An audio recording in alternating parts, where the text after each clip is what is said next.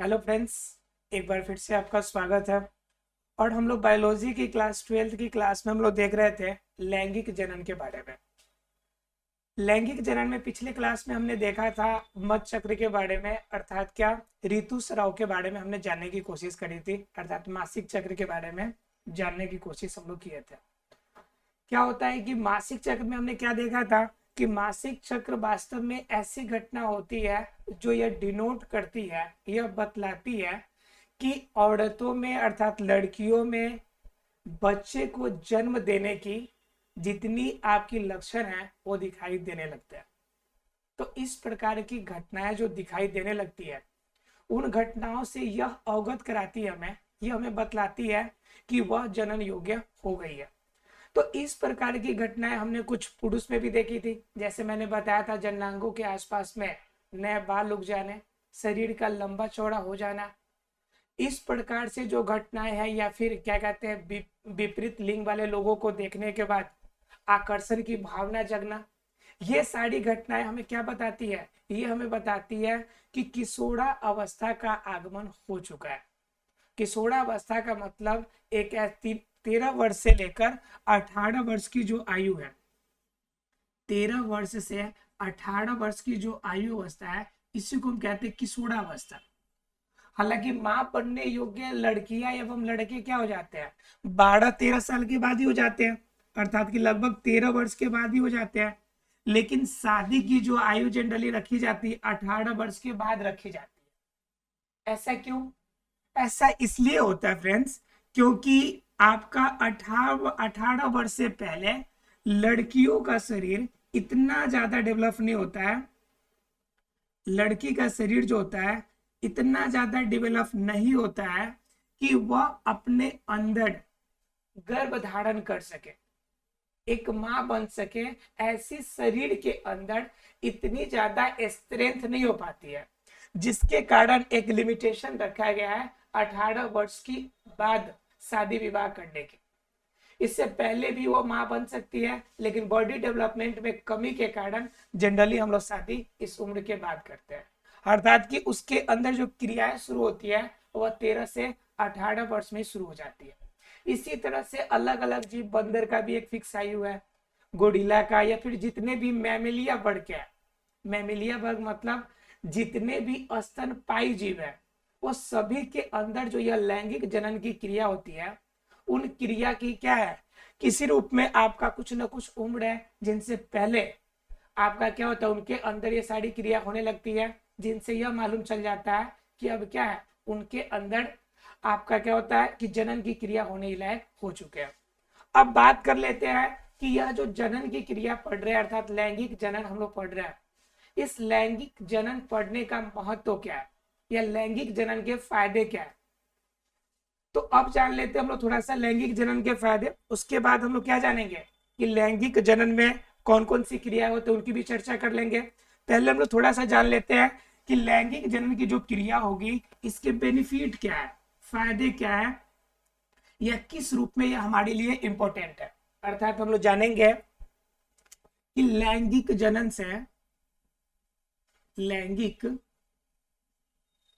से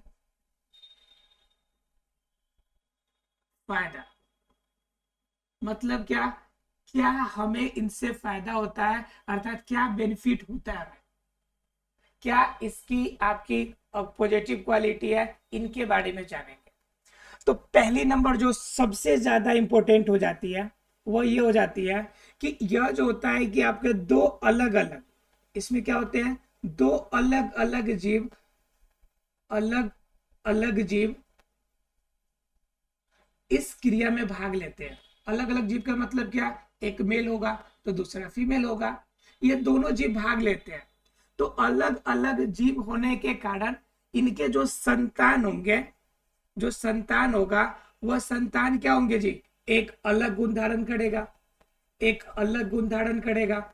अलग गुण धारण करने का मतलब क्या हो गया कि वह क्या होगा कि कुछ ना कुछ भिन्नता रखेगा अपने अंदर।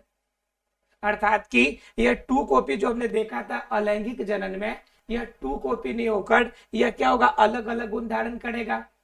अब क्या है कि अलग गुण धारण करेगा, ये तो मान लीजिए पहला बेनिफिट है लेकिन दूसरा बेनिफिट क्या है कि यह जो अभिक्रिया होगी यानी लैंगिक जनन की क्रिया होगी, इसमें जो नया संतान बनेगा, यह नया संतान यह प्राकृतिक में जो परिवर्तन होंगे उनके अनुकूल होगा। प्राकृतिक में जो परिवर्तन होंगे उस परिवर्तन के अनुकूल होंगे। परिवर्तन के अनुकूल का मतलब क्या समझते हैं आप? परिवर्तन के अनुकूल का मतलब हो गया कि अब क्या होगी कि जो नया जीव बनेगा, जो वातावरण में परिवर्तन आ रहा है, जैसे मान लीजिए पहले जो जीव थे, जैसे आपको हम देते हैं डायनासोर का एग्जांपल, डायनासोर का।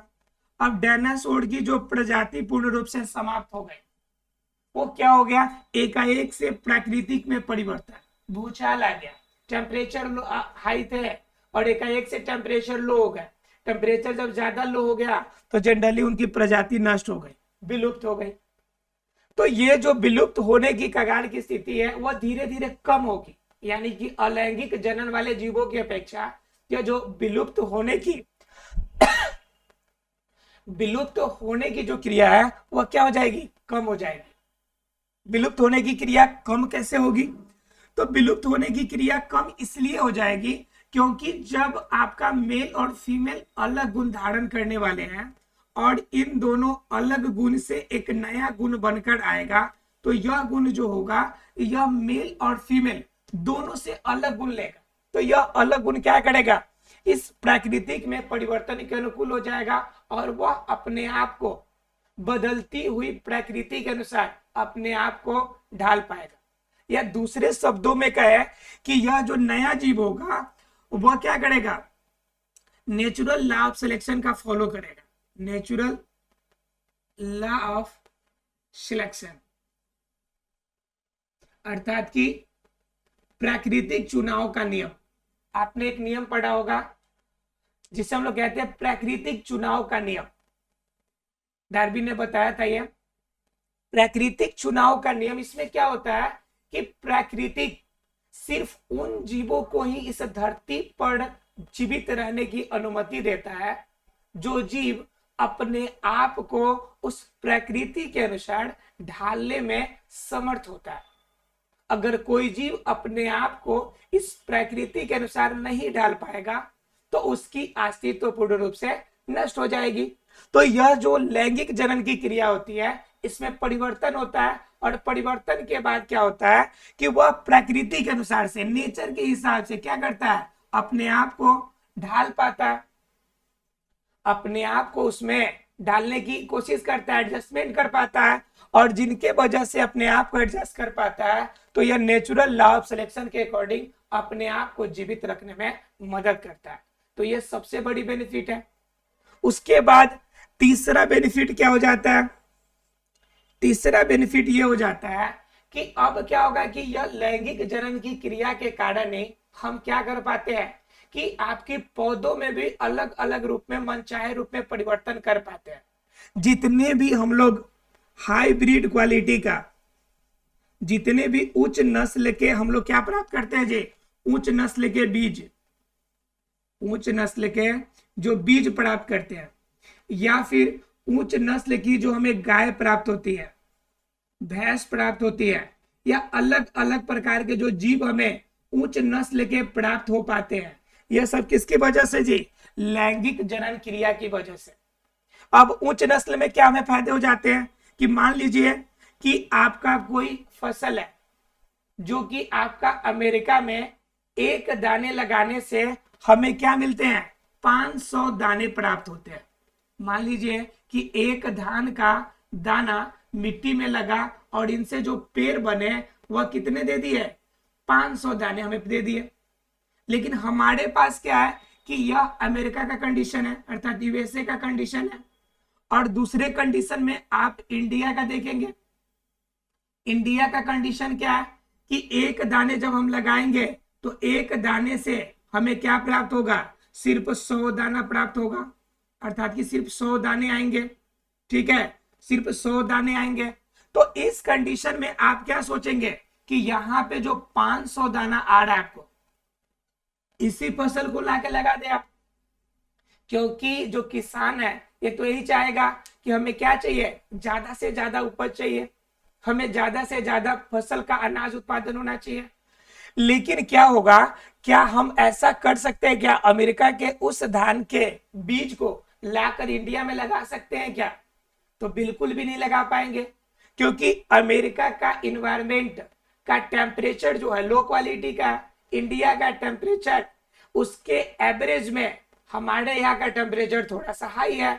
उस कंडीशन में जब उसका टेम्परेचर लो और हमारा टेम्परेचर हाई है, तो जो आपका नया फसल हम उसको लाकर यहाँ पर लगाते हैं, तो वो फसल क्या कर पाएगा, अपने आप को एडजस्ट करने में, बैलेंस करने में असमर्थ हो जाएगा। जब अपने आप को एडजस्ट नहीं कर पाएगा तो उस कंडीशन में क्या होगा, उस कंडीशन में आपकी वो फसल लगाएंगे तो पैसा इन्वेस्ट तो करेंगे लेकिन कोई बेनिफिट नहीं होगा।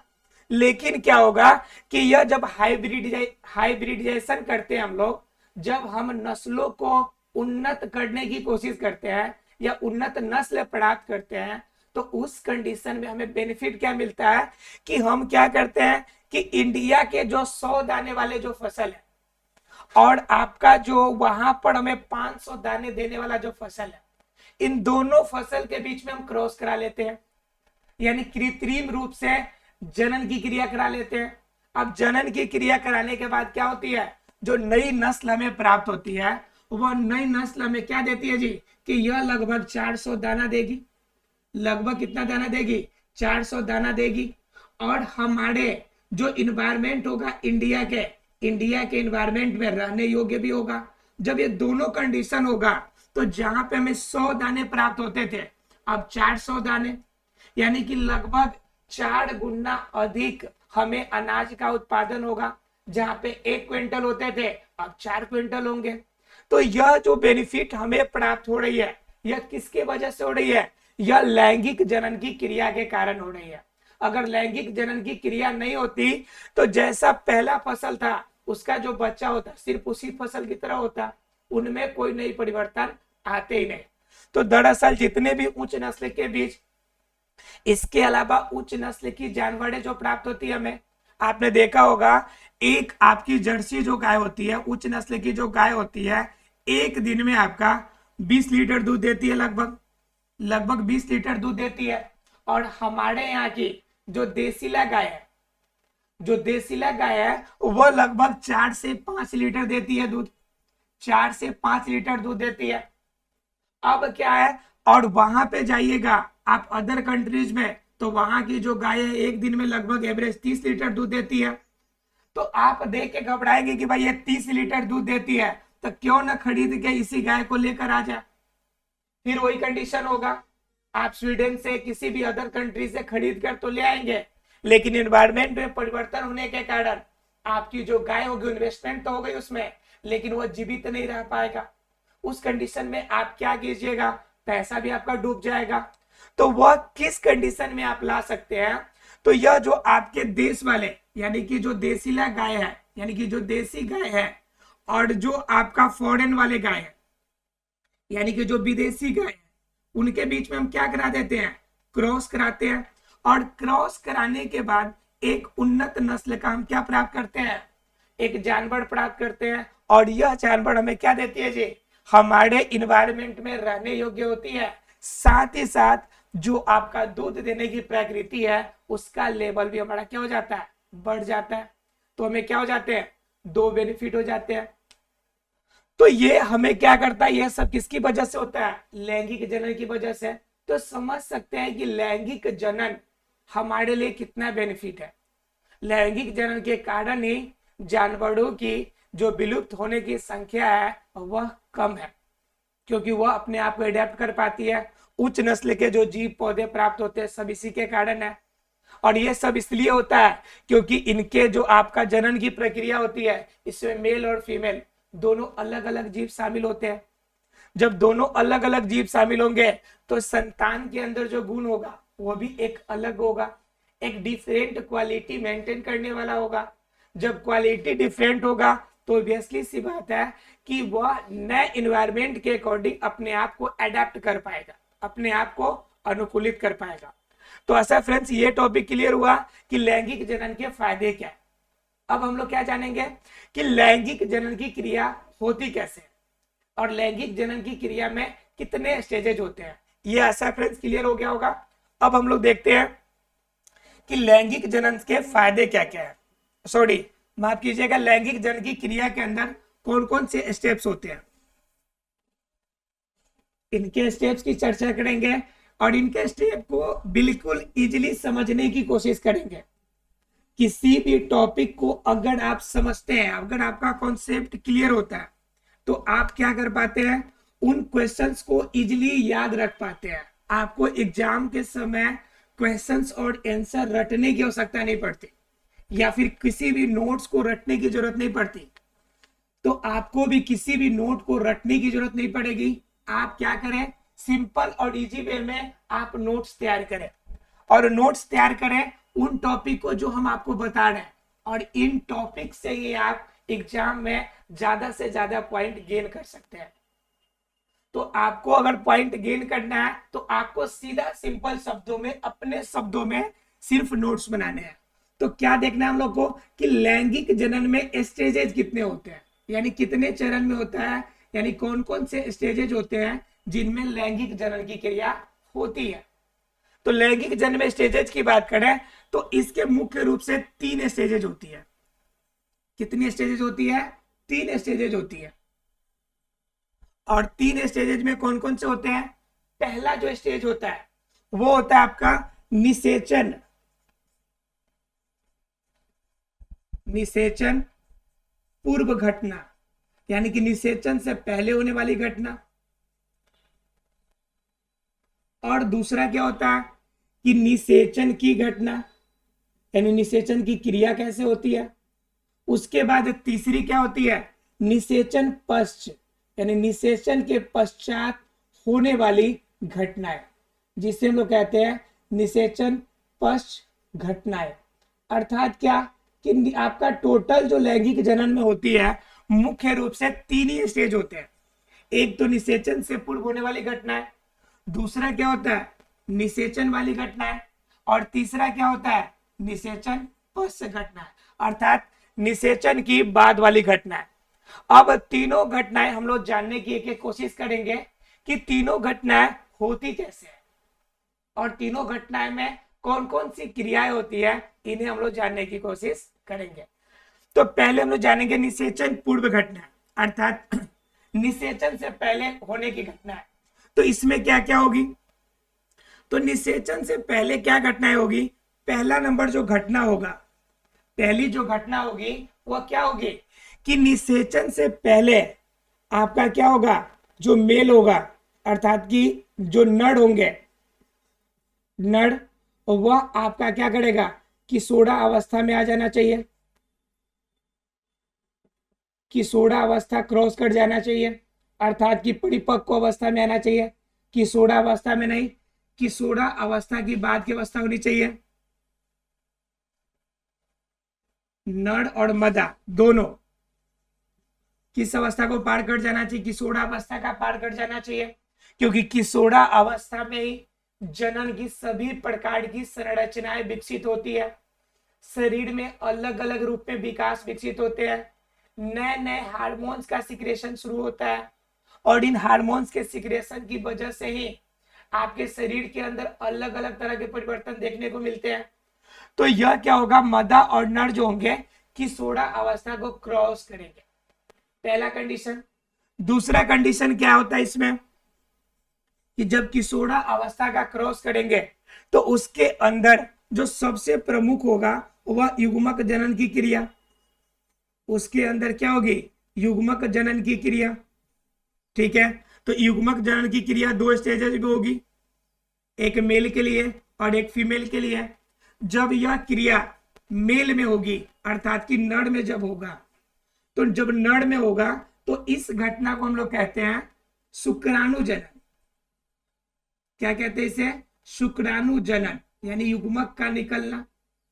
ठीक है, और यही क्रिया जब मदा के अंदर होगी तो इसे हम लोग क्या कहते हैं, अंडोत्सर्ग।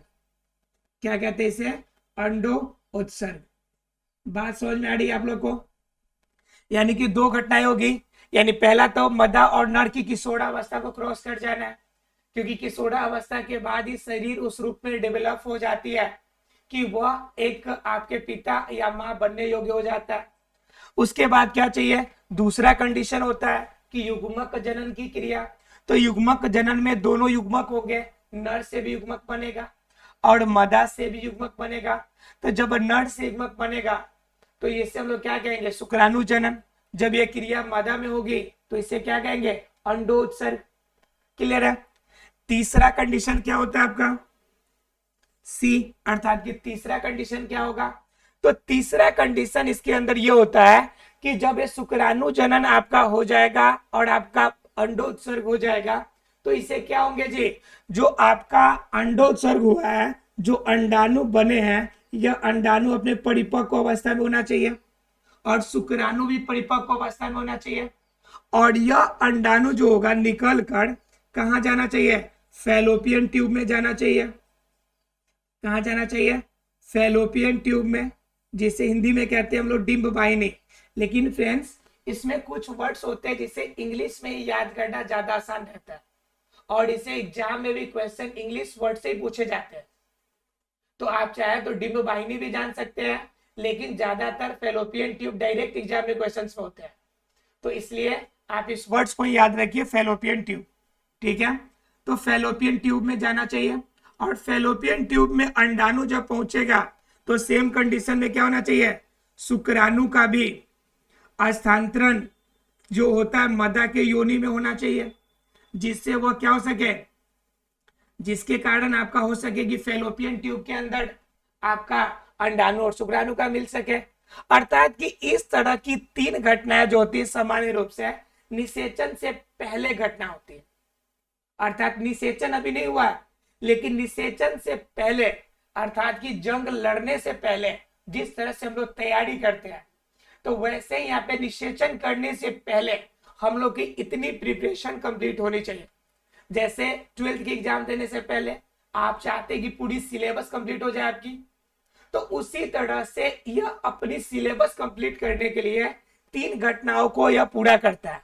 पहला नंबर, मदा और नर किशोरावस्था क्रॉस कर जाना चाहिए। दूसरा नंबर, इनके अंदर युग्मक जनन होगा, इसके साथ ही विभिन्न प्रकार के हार्मोन्स का स्राव भी होगा।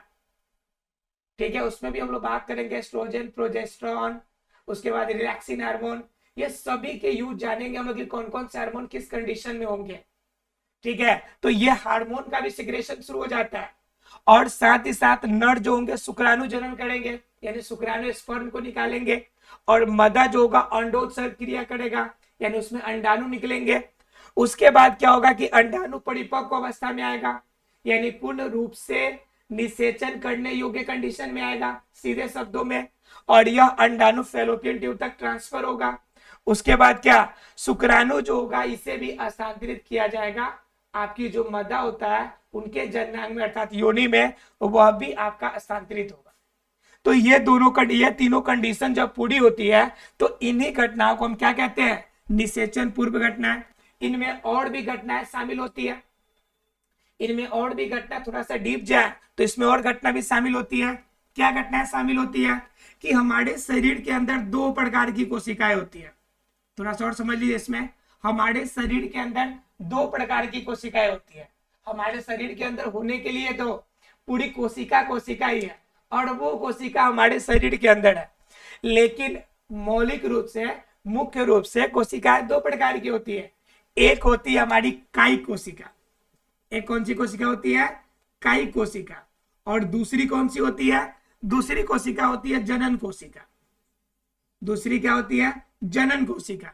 तो जो कायिक कोशिका होती है उनके अंदर जब विभाजन होता है, जिनसे पूरे शरीर का निर्माण होता है, कायिक कोशिका से हमारे बॉडी बनते हैं, पूरे बॉडी के पार्ट जो बनने की क्रिया होती है, अर्थात शरीर का निर्माण जो होता है वह कायिक कोशिका की वजह से ही होता है। तो इससे पूरे शरीर का निर्माण होगा। तो इसके अंदर जो विभाजन होते हैं, जो विभाजन होता है, यानी एक कोशिका से दो कोशिका, यानी कोशिका का विभाजन होना मतलब क्या, एक से दो बनेंगे, दो से चार बनेंगे, तो यह कहेंगे कोशिका का विभाजन। तो कायिक कोशिका के अंदर जो विभाजन होता है वह आपका समसूत्री विभाजन होता है। कौन सा विभाजन होता है? समसूत्री।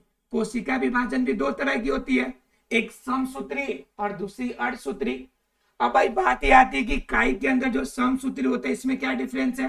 तो समसूत्री विभाजन में दरअसल ये आपका डिफरेंट हो जाता है कि इनके अंदर जब एक कोशिका टूटेगी तो इनके अंदर सिर्फ दो कोशिकाएं बनेगी, लेकिन एक कंडीशन इसमें रहता है, समसूत्री कह रहा है, ध्यान से इस वर्ड को समझना है।